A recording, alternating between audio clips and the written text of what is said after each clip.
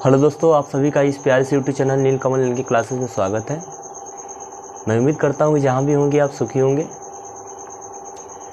आज से हम एक नए टॉपिक की शुरुआत करते हैं, फिजिक्स की। 12th क्लास की फिजिक्स स्टार्ट करने वाले हैं और पहला चैप्टर आपका है वैद्युत क्षेत्र और आवेश के बारे में। चलिए हेड लगाते हैं, वैद्युत क्षेत्र तथा आवेश। पहला चैप्टर है।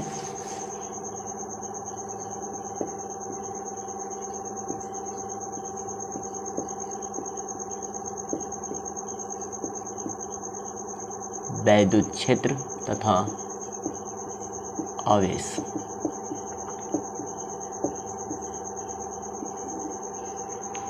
चलिए पहला इसमें हेडिंग देखते हैं, आवेश क्या होता है। आवेश के बारे में चर्चा करते हैं। चलिए पहला हेडिंग है, आवेश क्या होता है। आवेश यानी चार्ज क्या होता है। चार्ज क्या है? चार्ज कुछ होता नहीं है, बस एक प्रकार की क्वालिटी होती है, किसी प्रकार का गुण बोल लो। किसी वस्तु का एक गुण होता है, यानी क्या बोल सकते हैं कि किसी वस्तु का एक गुण होता है जो क्या करता है, एक अन्य वस्तु को अपनी ओर आकर्षित करता है या फिर प्रतिकर्षित करता है। यानी इसकी डिफिनीशन देना चाहे तो क्या लिखेंगे, किसी वस्तु का यानी क्या है बोल सकते हैं, यहाँ पर लिख देते हैं डिफिनीशन। आवेश किसी वस्तु का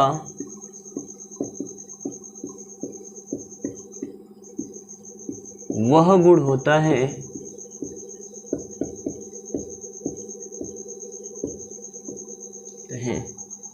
जिसके कारण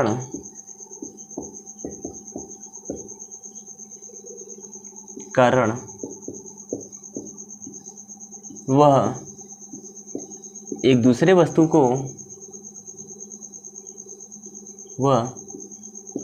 दूसरे वस्तु को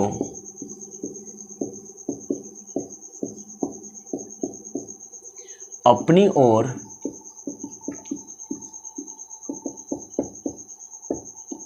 आकर्षित करती है, अपनी ओर आकर्षित या प्रतिकर्षित करती है।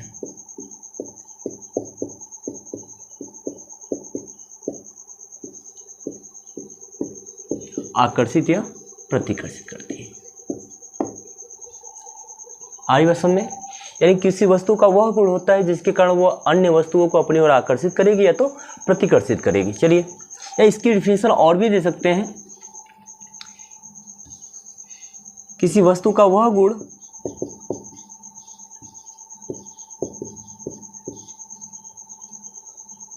या लिख सकते हैं आवेश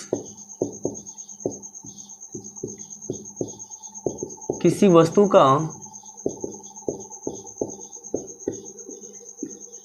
वह गुण होता है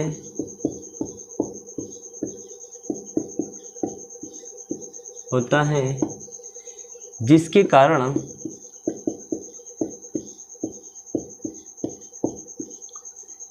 वैद्युत या चुंबकीय प्रभाव की घटना घटित होती है। वैद्युत या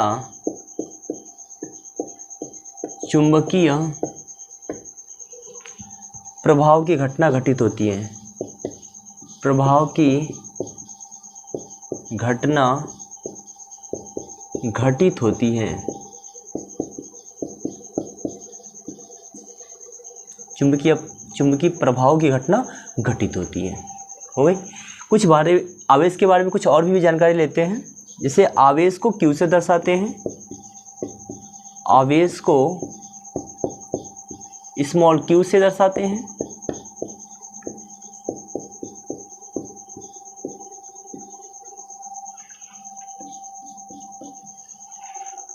पूछा जाता है कि आवेश कैसी राशि है, तो आवेश एक अदिश राशि होती है। ठीक है, तो आवेश कैसी राशि होती है, तो आवेश एक अदिश राशि है।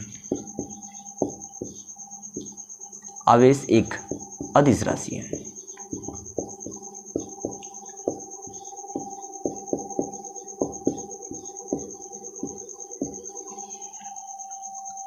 आगे बात करें तो आवेश के मात्रक क्या होते हैं? तो आवेश के बहुत सारे मात्रक होते हैं। आवेश के मात्रक, तो आवेश के बहुत सारे मात्रक हैं। जैसे पहला आता है कूलाम। आवेश का मात्रक क्या होता है? कूलाम। या पहला बोल सकते हैं एम्पियर इनटू सेकेंड, क्योंकि पढ़े होंगे 10वीं या 9वीं क्लास में Q बराबर IT। I क्या होता है? वैद्युत धारा। धारा का मात्रक है एम्पियर, और टाइम का क्या होता है? सेकेंड। इसका मात्रक क्या होगा? पहला एम्पियर इंटू सेकेंड। दूसरा मात्रक होता है इसका, इसी को बोलते हैं कूलाम। इसी को क्या बोलते हैं? कूलाम। तीसरा होता है ESU, इसको बोलते हैं इलेक्ट्रोस्टैट यूनिट। इसका बाद क्या होता है? EMU होता है। ESU, EMU, Franklin. इसके बाद अंतिम होता है इसका सबसे बड़ा मात्रक हो रहा है फैराड। इसका सबसे बड़ा मात्रक क्या होता है? फैराड होता है। अगर बात करें कि आवेश का सबसे छोटा मात्रक क्या है, तो याद रखिएगा आवेश का छोटा जो मात्रक होता है, छोटा मात्रक, वो हमारा होता है ESU होता है। क्या होता है? ESU। और एक ESU जो होता है 1/3 × 10⁸ कूलाम होता है।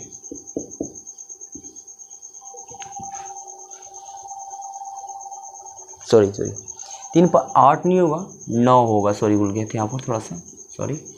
3 पर 9 कूलाम होता है।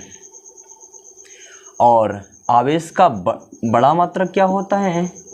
आवेश का बड़ा जो मात्रक होता है वो हमारा होता है फैराड। क्या होता है? फैराड। और एक फैराड जो होता है 96,500 कूलाम के बराबर होता है। चलिए आगे इतना कर लीजिए, फिर आगे चलते हैं।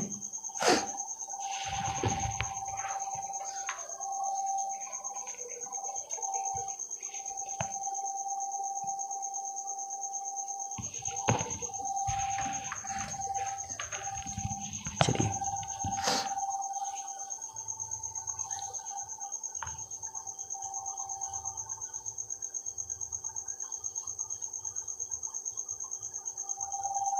इसको मिटाते हैं।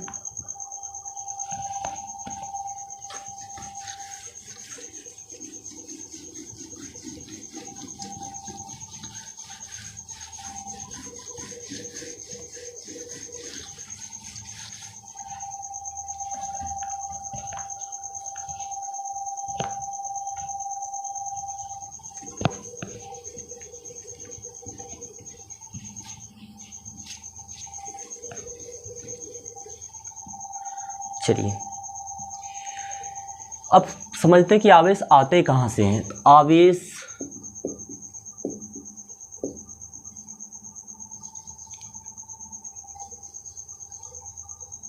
लिख सकते हो किसी वस्तु पर आवेश आने के तरीके। वस्तु पर आवेश आने का तरीका।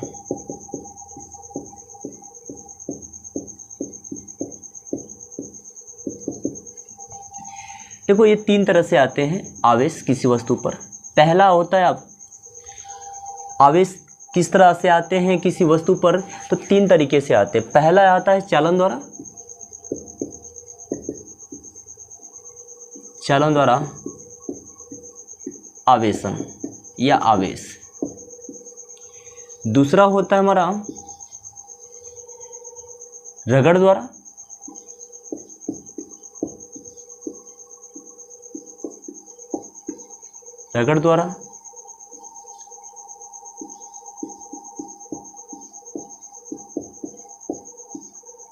इसी को बोलते हैं घर्षण द्वारा।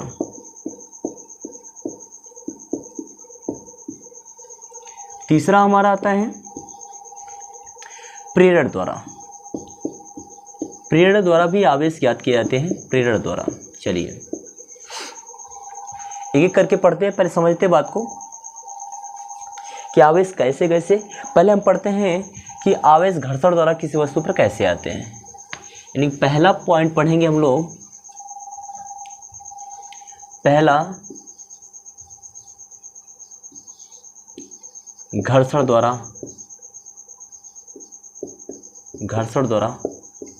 आवेश।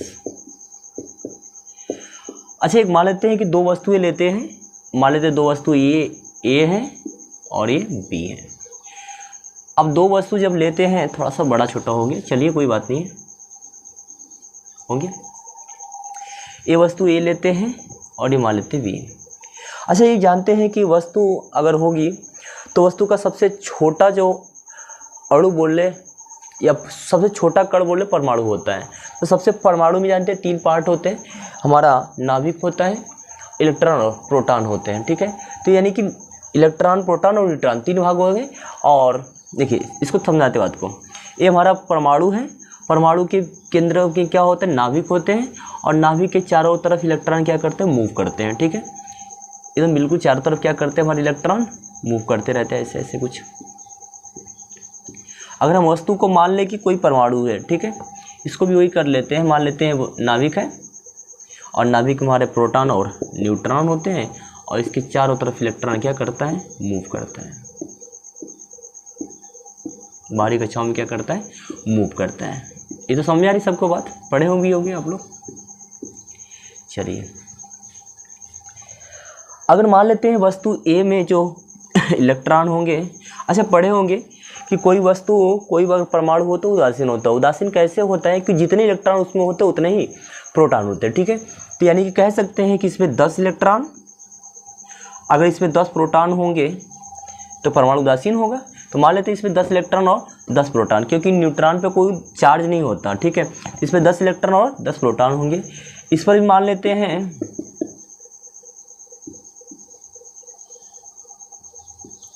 इस पर भी मान लेते हैं 10 इलेक्ट्रॉन है और 10 प्रोटॉन है। अब दोनों को क्या किया, आपस में रगड़ना शुरू किया। जैसे ही आपस में रगड़ते हैं तो जानते हैं जैसे आप कोई वस्तु रगड़ी जाती है तो कुछ ना कुछ कण निकलते हैं बाहर। तो होता क्या है, जैसे इसको अगर रगड़ा हमने, इस पर मान लेते हैं कि इलेक्ट्रॉन इस पर से निकला और इस पर चला गया। तो जैसे ही इलेक्ट्रॉन चला तो इस पर पहले 10 इलेक्ट्रॉन थे, अब कितना बच जाएंगे, यहाँ पर 9 इलेक्ट्रॉन बचेंगे। और हाँ, एक चीज़ और याद रखिएगा, परमाणु में जो प्रोटॉन होते हैं वो कभी बदलते नहीं हैं। यानी कि परमाणु में से जो नाभिक के अंदर हमारा प्रोटॉन होते हैं उनको कभी बाहर निकाला नहीं जा सकता। यानी परमाणु में जो प्रोटॉन हुए चेंज नहीं होते, इलेक्ट्रॉन को चेंज किया जा सकता है। यानी इसमें से जैसे ही रगड़ किया, इसमें से एक इलेक्ट्रॉन निकला और यहाँ पर चला गया। अब जैसे ही इस पर से इलेक्ट्रॉन गया, अरे कहावत सुनी होगी आपने कि जहाँ जितने अवारे होते हैं उधर ही तरफ अवारे चले जाते हैं। तो देखो पहले 10 इलेक्ट्रॉन थे, जैसे ही रगड़ मारा ना, इसमें से एक इलेक्ट्रॉन निकला, जाएगा किधर, 10 इलेक्ट्रॉन की ओर, यानी ज़्यादा वाले इलेक्ट्रॉन की ओर भाग गया। यहाँ से इलेक्ट्रॉन निकला और यहाँ चला गया। अब इसमें 9 इलेक्ट्रॉन बचे। फिर जैसे रगड़ते गया तो इसमें से एक इलेक्ट्रॉन निकलते गए और इसकी संख्या बढ़ती गई। अंततः इसकी इलेक्ट्रॉन की संख्या कितनी हो गई, 20 इलेक्ट्रॉन और 10 प्रोटॉन हो गए। इसमें 11 इलेक्ट्रॉन हो गए थे, फिर 12 हुए, इसी तरह से, लेकिन प्रोटॉनों की संख्या जो होगा त्यो रही। अब इसमें इलेक्ट्रॉनों की संख्या सबसे अधिक होगी, यानी कि सारे के सारे इलेक्ट्रॉन कहाँ आ गए हैं, बी वाले पार्ट में आ गए हैं। जब बी वाले पार्ट में है तो इलेक्ट्रॉनों की संख्या जहाँ अधिक होती है तो वहाँ पर ऋणावेशित उत्पन्न हो जाता है। यानी यहाँ पर यह वस्तु कैसी होगी, हमारी ऋणावेशित होगी, और ये कैसी होगी वस्तु, धनावेशित होगी, क्योंकि इस पर से इलेक्ट्रॉन चले गए हैं। और जानते हैं कि जैसे ही घर से इलेक्ट्रॉन निकल जाते हैं, जब अगर घर में मान लेते हैं कि 10 अवारे घर में बसे हों और उस घर से अवारे निकल जाएं तो हमारी क्या होगा, हमें खुशी प्राप्ति होगी। यानी कह सकते हैं कि इससे इलेक्ट्रॉन निकले हुए हैं, जिससे इलेक्ट्रॉन निकले हैं वो खुशी का, आनंद का अनुभव करेगा, यानी कि क्या होगा, वो धनावेशित होगा। और ये कैसा हो जाएगा, ऋणावेशित होगा। तो इस प्रकार से हमारा ऋण और धन आवेश चार्ज उत्पन्न हो जाते हैं। ठीक है, चलिए चलते हैं, आगे चलते हैं।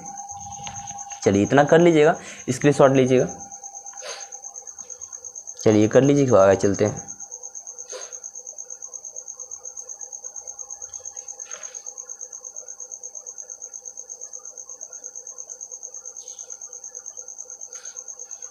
चलिए आगे चलते हैं।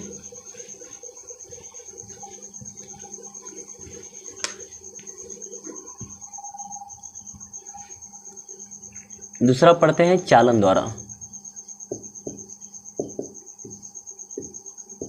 चालन द्वारा आवेश। अब चालन द्वारा आवेश कैसा होगा?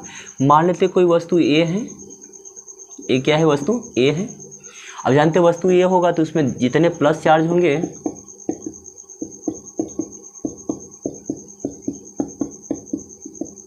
उतने ही माइनस चार्ज होंगे, तभी तो परमाणु उदासीन होगा ना। जितने प्लस उतने माइनस, जितने प्लस उतने माइनस होंगे तो परमाणु उदासीन होगा, तो वस्तु उदासीन होगी। चलिए अब हमको इसको एक चार्ज बनाना है, तो प्लस बनाना है तो माइनस, तो करते क्या है? अब हमको देखो चालन और आवेशन में जो भी चार्ज चाहिए उसका एक छड़ लेके आते हैं, उच्च आवेशी छड़ लेके आएंगे। मान लीजिए हमारा वस्तु ए है तो हम एक चार्ज लेके आए, एक कोई चालन लेके आए और चालन कुछ इस तरह से होगा।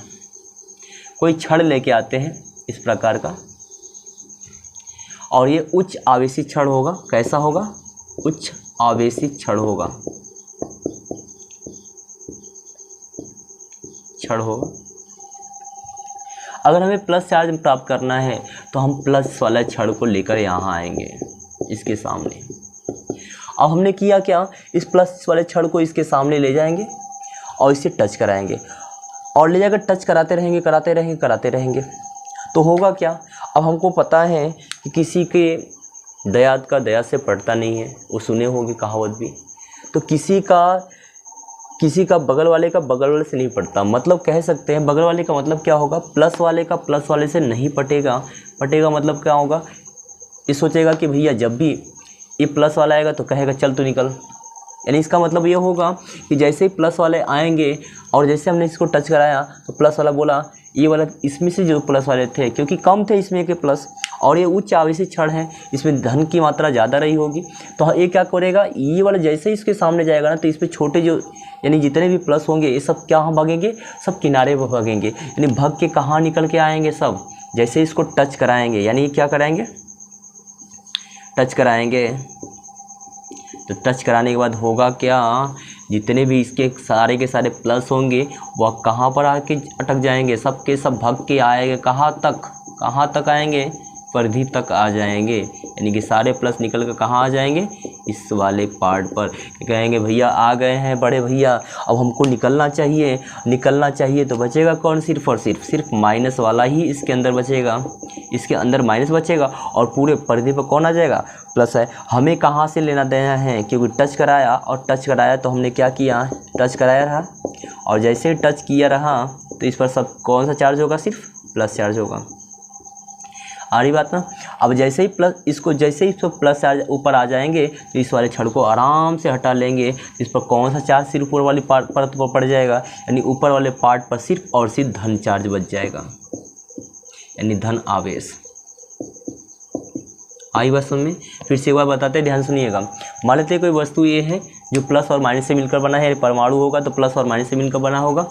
एक उच्च आवेशी छड़ लेके आते हैं और इससे टच कराते हैं, तब तक कराते जाते हैं जब तक कि इसका प्लस वाला इस पूरे अंदर वाले प्लस को बाहर ना कर दे। जैसे ही बाहर कर देता है तो एक छड़ जो होता है उसको हटा देते हैं और ऊपर कौन सा चार्ज आता है? धन आवेश आ जाता है। यही कहानी ऋण के साथ होती है। अगर हमें ये समझ में आ रही बात? अगर हमें ऋण वाला चाहिए तो यहाँ से कौन सा छड़ लेके आएंगे? उस आवेशी छड़ ऋण वाला लेके आएंगे और जैसे ऋण वाला लेके आएंगे तो ऋण वाला क्या करेगा? प्रतिकर्षित करेगा और सबके सब कहाँ भाग जाएंगे? कहाँ भागेंगे? सिर्फ और कहाँ भाग जाएंगे?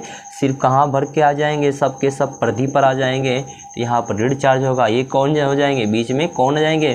सिर्फ और सिर्फ प्लस आएंगे। यानी ऊपर वाले से लेना देना हमारा है तो इस पर कौन सा चार्ज हो गया? ऊपर वाले में ऋण आवेशी चार्ज हो गया, ऋण आवेश हो गया। आई बात? चलिए आगे देखते हैं। चलिए कर लीजिए थोड़ा सा, फिर आगे चलते हैं और आगे पढ़ते हैं हम लोग। चालन द्वारा हो गया। अब हम लोग पढ़ेंगे प्रेरण द्वारा। किसके द्वारा? प्रेरण द्वारा। प्रेरण द्वारा। प्रेरण द्वारा आवेश कैसे उत्पन्न होता है? प्रेरण द्वारा आवेश मान लेते कोई वस्तु ये है, ध्यान से सुनिएगा, ये है, जानते हो प्लस और माइनस से मिलकर बना होगा।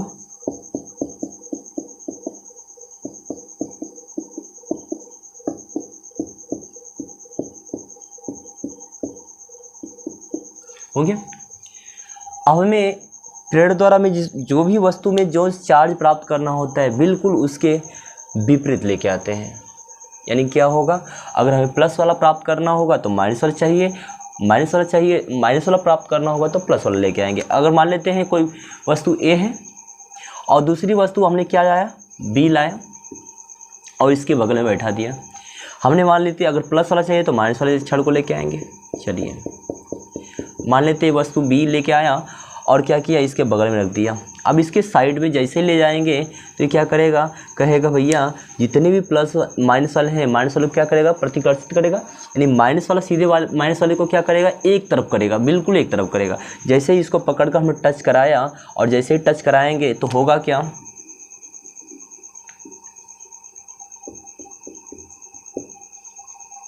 तो जितने भी माइनस वाले होंगे सब माइनस वाले को क्या कर देगा, एक तरफ कर देगा। कहे भैया आ गए हैं जानी दुश्मन, साइड हो जाओ भैया तुम लोग।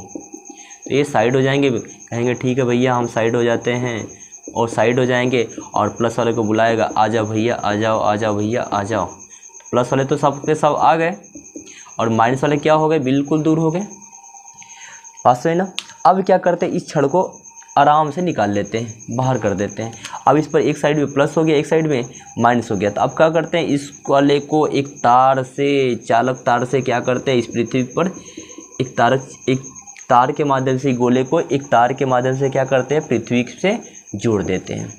अब क्या होगा, माइनस है ना, माइनस का मतलब इलेक्ट्रॉन है। और एक चीज़ याद रखिएगा, पृथ्वी की जो धारिता होती है, पृथ्वी की धारिता क्या होती है, पृथ्वी की धारिता वो क्या होता है, इन्फानाइट। यानी धरती मैया को कुछ दे दो वो क्या कर लेगी, समाहित कर लेगी। और इसका विभव कितना होता है, एक चीज़ याद रखिएगा, विभव जो होता है हमारा कितना होता है, इसका पृथ्वी का शून्य होता है। विभव कितना होगा, शून्य होगा। तो ये माइनस जो है इलेक्ट्रॉन ही तो है, और इलेक्ट्रॉन को क्या करती है पृथ्वी, अवशोषित कर लेगी। यानी कि जितने भी इलेक्ट्रॉन होंगे सब के सब कहाँ चले जाएंगे, धरती मैया पे चले जाएंगे। तो सिर्फ बचेगा इस पर कौन सा चार्ज, सिर्फ और सिर्फ पॉजिटिव चार्ज बचेगा। तो इसलिए वस्तु कैसी होगी, धनावेशित होगी। अगर यही हमारा क्या होता, मान लेते वस्तु है ये माइनस प्लस दोनों से मिलकर बना है,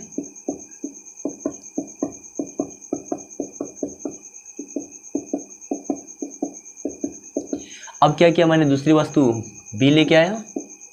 अब हमें कौन सा चार्ज प्राप्त करना है, अगर माइनस वाला प्राप्त करना होगा तो प्लस वाले को लेके आएंगे। तो जैसे हमने प्लस वाले लेके आया और इसको टच कराया तो क्या होगा, जितने प्लस वाले होंगे ये सब के सब कहाँ हो जाएंगे, किनारे पे हो जाएंगे।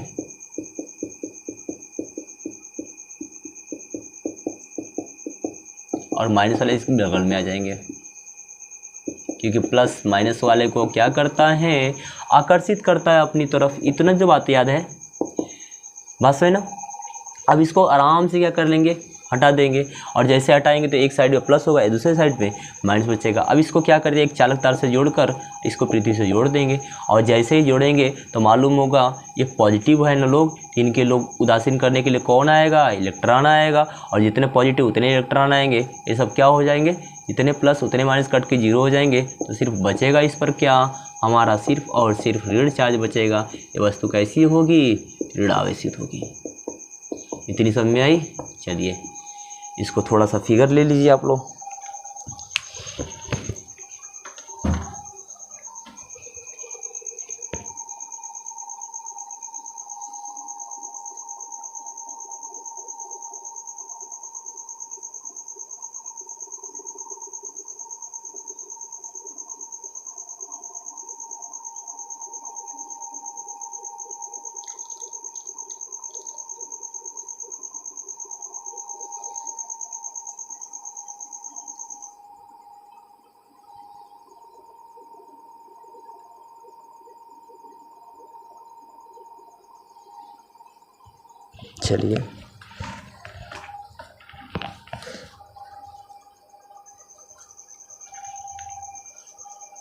चलिए आगे चलते हैं।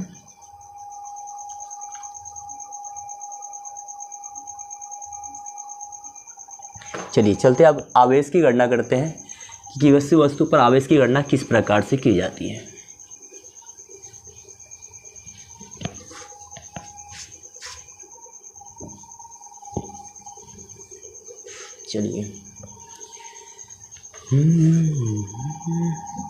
चलिए आवेश की गणना।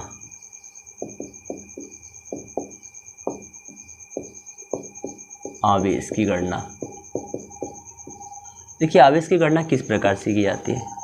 देखिए, अगर किसी वस्तु से इलेक्ट्रॉन जा रहे हैं, पहले बता दें, ध्यान सुनिएगा। तो जानते हैं इलेक्ट्रॉन का मास कुछ ना कुछ होता है। जैसे इलेक्ट्रॉन का मास कितना होता है, 9.1 × 10⁻³ kg होता है। अगर कह रहे हैं कि अगर, एक बात समझाते हैं, ध्यान सुनिए। अगर हमारे घर में मान लेते हैं ये हमारा छोटा सा मकान है, इस छोटे से मकान में 4-5 अवारे भरे हुए हैं। थोड़ा देखिएगा, मान लेते 3-4 अवारे भरे हुए, छोटा बड़ा बबुआ भरा हुआ है। ये बबुआ है, बबुआ है अवारा। देखिए अब क्या हुआ, घर से एक भी अवारा अगर निकलेगा बाहर तो बताओ इसका मास रहा होगा कि नहीं रहा होगा? रहा होगा ना। अगर इसका मास रहा होगा कुछ ना कुछ, तो मास में क्या होगी, इनके पूरे मास में क्या होगी। अगर मान लेते हैं 10 kg, 10 5 kg का रहा होगा तो 5 kg को तो निकलेगा ना।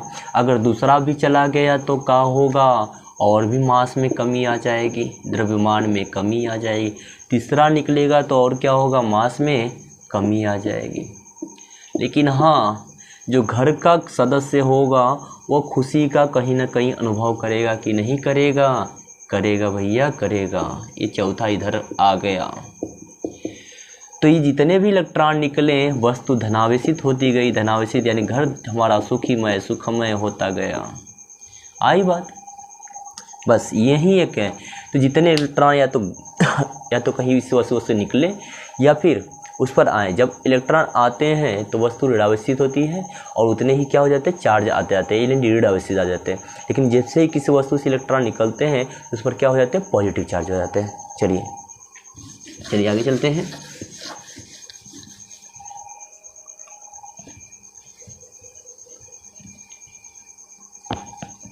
चलिए देखिए, अगर वस्तु से एक इलेक्ट्रॉन, यदि वस्तु से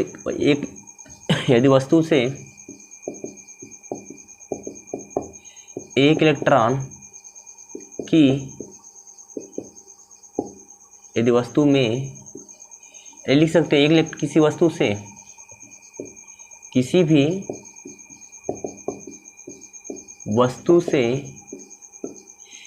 वस्तु से या में एक इलेक्ट्रॉन की अधिकता या कमी हो तो आवेश जो होगा एक इलेक्ट्रॉन के बराबर होगा। एक इलेक्ट्रॉन की अधिकता हो या कमी हो तो आवेश जो होगा एक इलेक्ट्रॉन के ही बराबर होगा। अगर 2 इलेक्ट्रॉन की अधिकता या कमी हो तो आवेश जो होगा 2 इलेक्ट्रॉन के बराबर होगा। 3 इलेक्ट्रॉन की कमी हो या 3 इलेक्ट्रॉन की अधिकता हो तो आवेश जो होगा 3 इलेक्ट्रॉन के बराबर होगा। तो ऐसे ही डॉट डॉट करके कर सकते हो। यदि किसी वस्तु में n इलेक्ट्रॉन की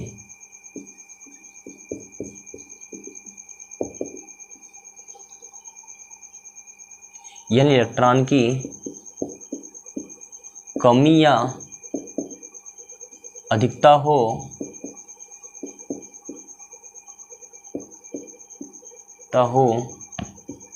तो जो आवेश होता है वह Ne के क्या होगा, बराबर होगा। ये रहा एक छोटा सा फार्मूला आवेश ज्ञात करने का, जहाँ आवेश Q क्या है, आवेश क्या है, कूलाम है, आवेश है, आवेश का मात्रक है, जानते हो। जहाँ Q क्या है, आवेश, N इलेक्ट्रॉन, आवेश का इलेक्ट्रॉन का आवेश, इलेक्ट्रॉन का क्या है, आवेश, अभी बताते हैं कितना होता है। और N क्या है, इलेक्ट्रॉनों की संख्या होती है।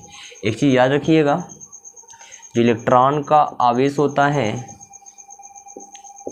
1.6 × 10⁻⁻19 कूलाम होता है। माइनस लिखते हैं लेकिन कैलकुलेशन करते वक्त माइनस का प्रयोग नहीं करते हैं। चलिए इस पर आप क्वेश्चन देखते हैं, 2-4 क्वेश्चन।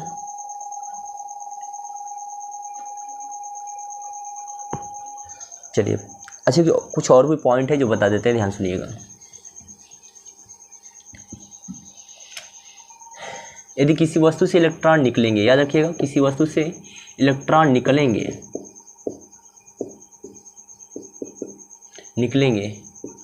तो क्या होगा, उसका द्रव्यमान घटेगा। द्रव्यमान क्या होगा, द्रव्यमान घटेगा। और जैसे ही घटेगा, लेकिन इलेक्ट्रॉन जैसे निकलेंगे द्रव्यमान तो घटेगा ही घटेगा, लेकिन वस्तु कैसी हो जाएगी, वस्तु धनावेशित होगी। वस्तु कैसी होगी, धनावेशित होगी। लेकिन जब किसी वस्तु में इलेक्ट्रॉन प्रवेश करेगा तो याद रखिएगा, प्रवेश जैसे ही करेगा ना तो द्रव्यमान बढ़ेगा,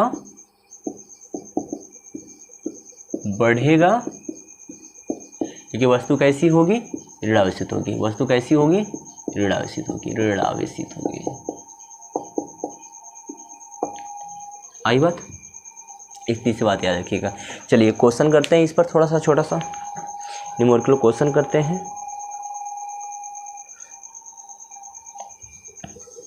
चलिए पहला क्वेश्चन क्या है इसमें, कुमार मित्तल के जितने भी क्वेश्चन आएंगे सब के सब करेंगे, चाहे वो 30 हो, 40 हो या 60 हो या 70 हो, जो भी क्वेश्चन आएंगे पूरे के पूरे हल करेंगे। पहला क्वेश्चन क्या है, क्वेश्चन हमारे सामने है कि किसी वस्तु पर 8 कूलाम का धनावेश है। किसी वस्तु पर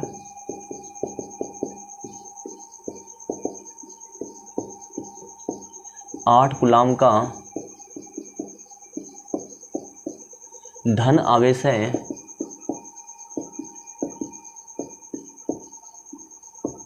तो वस्तु पर कितने इलेक्ट्रॉन की कमी या अधिकता होगी। तो वस्तु पर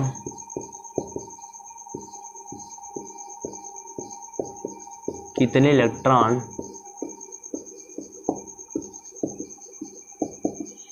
इलेक्ट्रॉन की कमी या अधिकता होगी।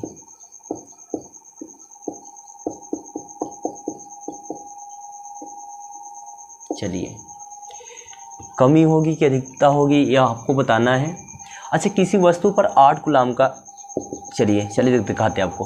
किसी वस्तु पर 8 कूलाम का धन आवेश है। धन आवेश का मतलब ये कन्फर्म हो गया है कि वस्तु से इलेक्ट्रॉन निकले हैं, तो इलेक्ट्रॉनों की क्या होगी, पहले कमी होगी। तो पहला यहाँ पर आंसर इसका क्या होगा, इलेक्ट्रॉन की क्या होगी, इलेक्ट्रॉन की कमी होगी। अब कितने की इलेक्ट्रॉन की कमी होगी, तो ये फार्मूला क्यों ना अप्लाई करेंगे, Q बराबर N से। N का मान जानते ही है। अच्छा, कूलाम Q का मान दे दिया है 8 कूलाम। Q का मान कितना हमारा है, Q का मान हमारा दिया है 8 कूलाम। तो अप्लाई कौन सा फार्मूला करेंगे, Q बराबर Ne से। Q का मान कितना है 8, N का मान पूछ रहा है कितने इलेक्ट्रॉनों की कमी, तो इलेक्ट्रॉनों की संख्या पूछ रहा है, और इसका मान हम लोग जानते हैं बचपन से 1.6 × 10⁻⁻19। अगर N का मान निकालना होगा तो जानते हो 8 के नीचे भाग में हो जाएगा 1.6 × 10⁻⁻19। जब इसको हल करेंगे तो देखो ये 19 से ऊपर जाएगा तो +19 हो जाएगा, तो 8 × 10 क्या होगा, +19 बटा के +19 लिखते नहीं है, उसे लिख भी सकते हो, कोई दिक्कत नहीं है, 1.6। अच्छा, इसको अगर ये क्या हो जाएगा, अच्छा 10 से ऊपर नीचे मल्टीप्लाई कर लें, कोई दिक्कत है, तो ये 80 हो जाएगा, और ये 10 पावर 19 और बटा के 16 पंजा 80 हो जाएगा, यानी 5 × 10 पावर 19 कूलाम का क्या, अच्छा इलेक्ट्रॉनों की संख्या है ना, सॉरी, इतने इलेक्ट्रॉनों की संख्या होगी। इतने इलेक्ट्रॉनों की संख्या में क्या होगी, कमी होगी, 5 × 10 पावर 19। चलिए लगा लीजिए, और याद रखिएगा ये N का मान हमेशा पूर्णांक में ही लाने की कोशिश करिएगा, वैसे आंसर जब भी आएगा तो पूर्णांक में ही आएगा। चलिए आगे क्वेश्चन करते हैं, एक और क्वेश्चन, चलिए लिख लीजिए। फिर आगे करते हैं क्वेश्चन और।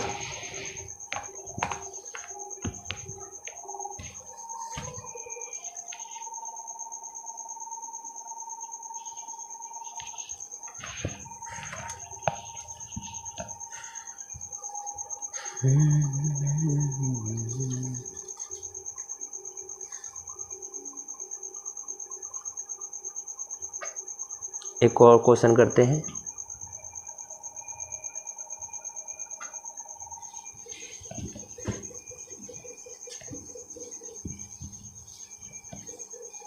क्वेश्चन क्या है, एक कूलाम ऋणावेश में, चलिए इधर क्वेश्चन लिखते हैं, इसको मिटा देते हैं। क्वेश्चन क्या है, एक कूलाम ऋण आवेश में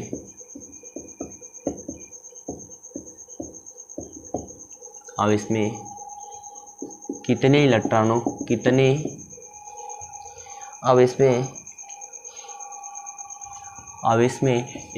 की अधिकता कितनी होगी, इलेक्ट्रॉनों की अधिकता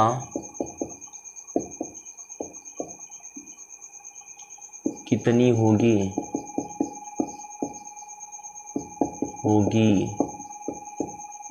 चलिए देखिए आंसर क्या उसका होगा, आराम से लगाते हैं, क्वेश्चन कुछ नहीं है। एक कूलाम का मतलब आवेश का मान दे दिया है, क्यू का मान एक कूलाम, कितने इलेक्ट्रॉनों की अधिकता होगी, मतलब इलेक्ट्रॉनों की संख्या पूछ रहा है, यानी एन की वैल्यू पूछ रहा है, what is the value of n. तो क्या होगा, फार्मूला जानते हैं, क्यू बराबर एन ई से। क्यू का मान एक कूलाम दिया है, एन का मान पूछ रहा है, ई का मान पता है हमको 1.6 × 10⁻19। अच्छा इधर करते हैं, तो एन बराबर क्या हो जाएगा, 1/, कितना होगा 1.6 × 10⁻19। इसको ऊपर कर लेते हैं, 10⁻19 ऊपर जाएगा, 10⁻19 हो जाएगा, और 1.6 × 10 कितना होगा हमारा, 10 नहीं होगा, सही हो जाएगा ना, इतना ही होगा। फिर हम क्या करेंगे इसको, अच्छा ऊपर नीचे 10 का मल्टीप्लाई करते हैं, तो ये 10 × 10 कितना होगा 19, अब बटा के कितना होगा 16।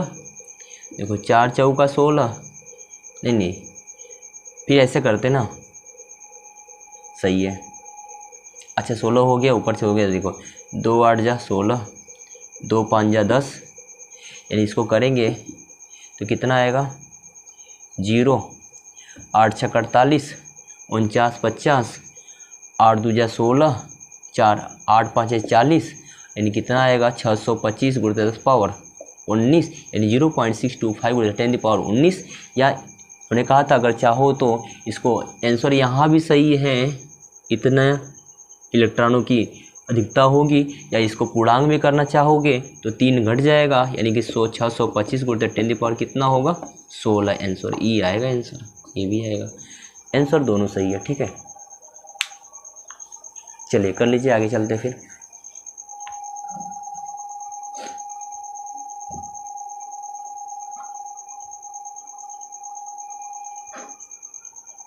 चलिए अब देखते हैं कि द्रव्यमान और आवेश में क्या अंतर होता है, यानी relation between mass and charge. द्रव्यमान और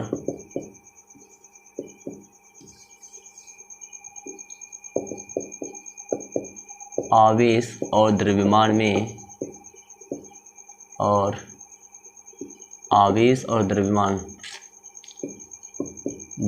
में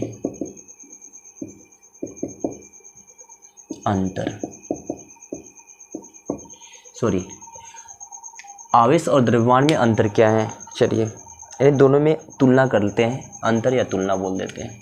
चलिए 2 पार्ट करके चलते हैं, देखते हैं। पहला पॉइंट, अगर द्रव्यमान इधर कर लें, आवेश उधर कर लेते हैं, द्रव्यमान और आवेश एक तरफ लिखते हैं। एक बात बता देते हैं, अगर वजन करते हैं कोई भी चीज़ तो कभी माइनस में नहीं होती है, शून्य हो सकती है, कोई पल रहा हो तो उस पर कोई वस्तु रखते हो तो इधर का उधर नहीं हो पाता, चलेगा, लेकिन कभी माइनस में वस्तु नहीं गिनी जाती है, यानी वस्तु को हम कह सकते हैं पहला पॉइंट कि द्रव्यमान क्या हो सकता है, द्रव्यमान सदैव धनात्मक होता है, सदैव क्या होगा धनात्मक होता है, धनात्मक होता है। इतनी बातें क्लियर हुई। इसमें क्या कर सकते हो, आवेश देखो, आवेश धनात्मक भी हो सकता है, ऋणात्मक भी हो सकता है और शून्य भी हो सकता है। यानी किसी वस्तु पर ऋण चार्ज हो गया, अगर मान ली इलेक्ट्रॉन जा रहे हैं तो वस्तु कैसी होगी, ऋणावेशित। अगर वस्तु पर इलेक्ट्रॉन निकल रहे हैं तो वस्तु कैसी होगी, धनावेशित। अगर दोनों जितने इलेक्ट्रॉन है उतने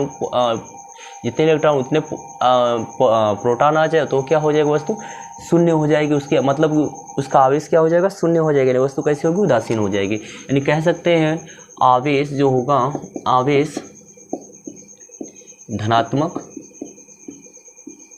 ऋणात्मक और शून्य हो सकती है।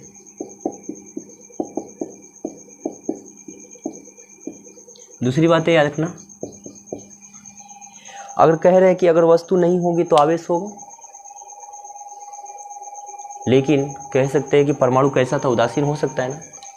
हम कह सकते हैं कि बिना वस्तु का इस पर आवेश आ ही नहीं सकता, लेकिन आवेश के बिना द्रव्यमान संभव हो सकता है। यानी वस्तु है इस पर आवेश रहे या ना रहे ये हो सकता है, लेकिन अगर कहें कि वस्तु हो, वस्तु नहीं हो और इस पर आवेश आ जाए तो ये संभव नहीं है। यानी कह सकते हैं बिना आवेश का द्रव्यमान संभव है, बिना आवेश का द्रव्यमान संभव है।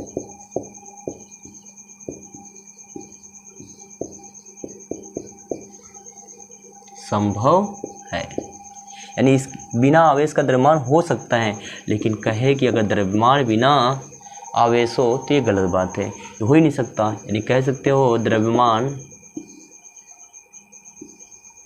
के बिना आवेश संभव नहीं है, आवेश संभव नहीं है, संभव नहीं है। इतनी बातें क्लियर हुई। आगे पॉइंट, दो द्रव्यमानों के बीच में हमेशा आकर्षण बल लगता है। कौन सा, आकर्षण बल। दो द्रव्यमानों के बीच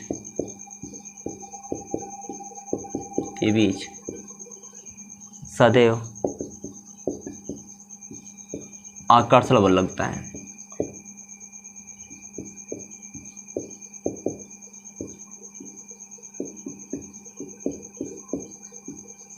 लेकिन कह सकते हो कि आवेशों के बिन आकर्षण भी लगता है और प्रतिकर्षण। अगर समान प्रकृति के आवेश हो तो हमेशा प्रतिकर्षण होगा, और विपरीत प्रकृति के आवेश हो तो हमेशा कौन सा बल लगेगा, इन दोनों के बीच में आकर्षण बल लगेगा। चलिए, यानी कि आवेशों के बीच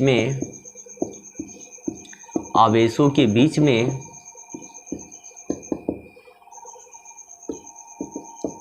आकर्षण तथा प्रतिकर्षण दोनों लगता है। प्रतिकर्षण दोनों लगता है। आई बात। अगला पॉइंट की बात करें तो अगर मान लेते एक मार्कर लिया और इस मार्कर को पकड़ के मैं कहीं चला गया तो इसका मान कभी बदलेगा नहीं। यानी इस जगह ले जाएं या फिर लखनऊ ले जाएं या फिर दिल्ली ले जाएं या कलकत्ता ले जाएं, इस मार्कर का जो वजन होगा, जो मास होगा, वो हमेशा फिक्स होगा। या कह सकते हो ये मार्कर क्या होगा, हमेशा नियत रहेगा। यानी कह सकते हो द्रव्यमान सदैव नियत रहता है। यानी द्रव्यमान का मान अलग अलग जगहों पर अलग अलग नहीं होता है। यानी कह सकते हो द्रव्यमान का मान सदैव नियत रहता है। क्या रहता है, नियत रहता है। लेकिन कह दो नियत रहता है, लेकिन आवेश का मान कभी नियत नहीं रहता। अभी हमने कहा रगड़ दिया ना तो इलेक्ट्रॉन इधर का उधर चले गए, तो आवेश का मान मतलब आवेश कभी स्थिर नहीं रह सकता है। आवेश का मान कभी नियत, लेकिन कह सकते हो अलग अलग जगहों पर, अलग अलग स्थानों पर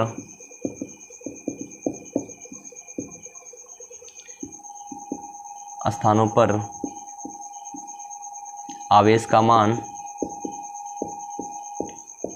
मान यानी आवेश लिख दो तो एक ही भाषा में लिख दो ना, आवेश का मान नियत नहीं रहता। हो गया?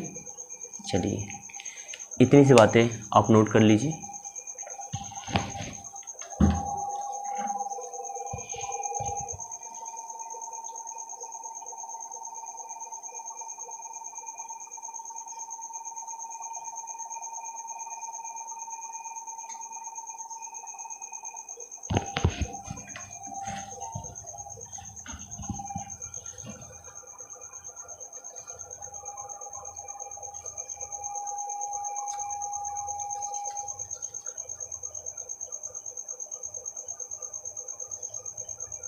चलिए इतनी सी बातें हुई। चलिए आज के लिए बस इतना ही। फिर एक नए वीडियो के साथ कल फिर इसी टाइम को एक नई वीडियो आप लोगों के बीच में आएगी, जिसमें उसमें कूलाम का नियम होगा। कूलाम के नियम में बहुत सारी विस्तृत जानकारियाँ प्राप्त करेंगे और धीरे धीरे आगे चैप्टर को बढ़ाएंगे। ठीक है, आज के लिए धन्यवाद।